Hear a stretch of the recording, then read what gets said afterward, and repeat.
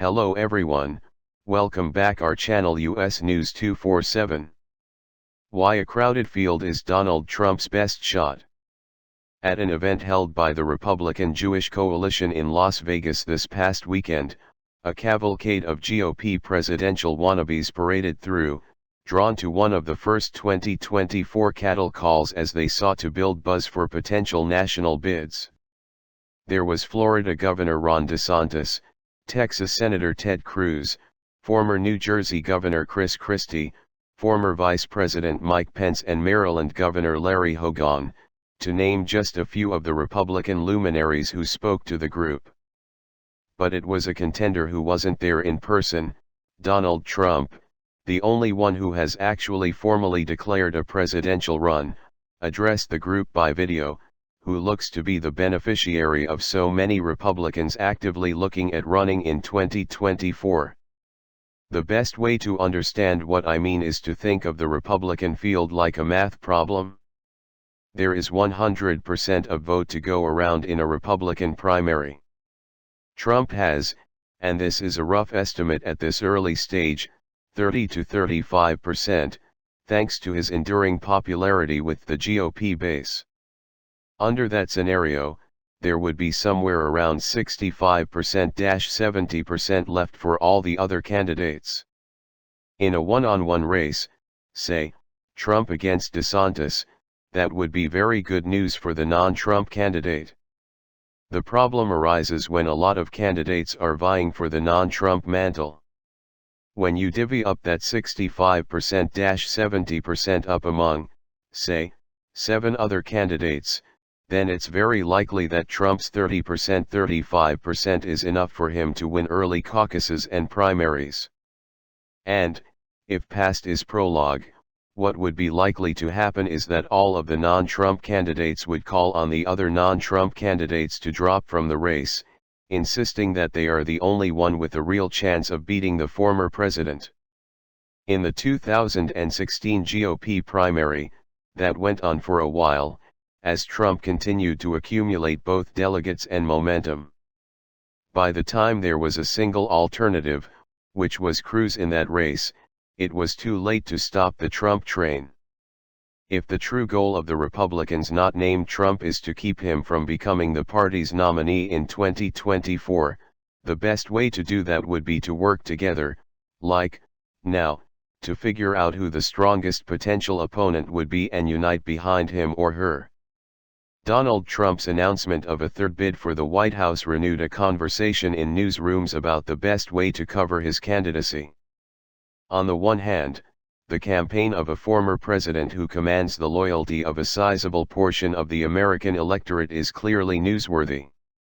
On the other hand, even if his lies are called out, the decision to feature conspiracy theories and demagoguery prominently in news coverage can cause real damage, as media organizations learned from Trump's previous campaigns as well as his presidency. We want to hear your views on striking the right balance. Tell us how you think the news media should and shouldn't be covering the former president's campaign. We may feature some of your responses in our reporting. Republicans are now soul-searching over how they lost a very winnable Senate and bracing for 2 tumultuous years in the House, and many blame Trump. David Smith. David Smith in Washington.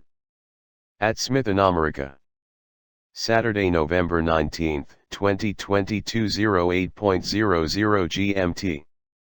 Mike Lindell was full of passionate intensity. Wandering the white and gold ballroom of the Mar-a-Lago estate in Florida, the mustachioed pillowmaker predicted that Donald Trump's candidacy for the White House would clear the Republican field. After he announces today, I think Florida Governor Ron DeSantis will end up just endorsing him, Lindell, a rabid Trump cheerleader and conspiracy theorist, told The Guardian early on Tuesday evening. I can't imagine anybody wasting the time, effort, and money of the people.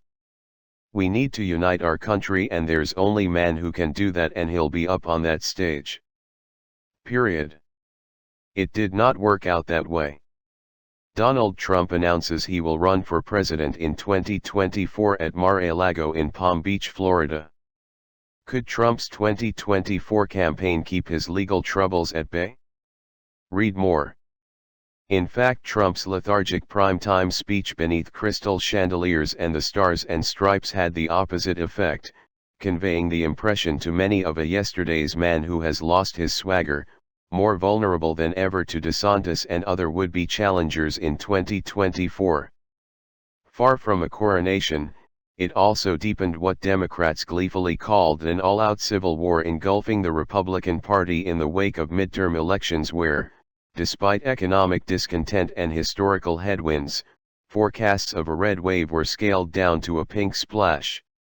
Republicans are now soul-searching over how they lost a very winnable Senate and bracing for 2 tumultuous years in the House of Representatives, where their wafer-thin majority is likely to inflame divisions and empower the far right. Many point the finger of blame at Trump and his false claims of voter fraud, noting the underperformance of candidates he endorsed for the Senate and the near-total wipeout of election deniers who ran for statewide office. It is perhaps an unflattering insight into human nature that Republicans who were willing to tolerate Trump's misogyny, racism, and lies, and even his attempted coup against the government, have declared enough is enough when they discovered him to be a loser. The Axios website reported that Chris Christie, the former governor of New Jersey, won huge applause at an annual meeting of Republican governors after arguing that Trump had cost the party dearly for 3 elections in a row. Voters had rejected crazy, Christie said. Media proprietor Rupert Murdoch also appears to be deserting the sinking ship. His New York Post newspaper covered his presidential announcement with an article buried on page 26 under the headline "Been there, done that." The story was teased at the bottom of the front page with, "Florida man makes announcement." Republican donors who previously backed Trump are out too. Ken Griffin, a billionaire founder of the Citadel hedge fund, has endorsed DeSantis for president. Stephen Schwartman, of the private equity firm Blackstone, said he would support one among a new generation of leaders in the Republican primary. Advertisement. And the Conservative Club for Growth, once a staunch ally of the former president, released a polling memo that showed him trailing DeSantis in several crucial states. Even Trump's daughter, Ivanka, is staying away this time. Is the writing on the wall at last? Mark Sanford, a former Republican governor of South Carolina, said, "There's a shelf life to every political figure.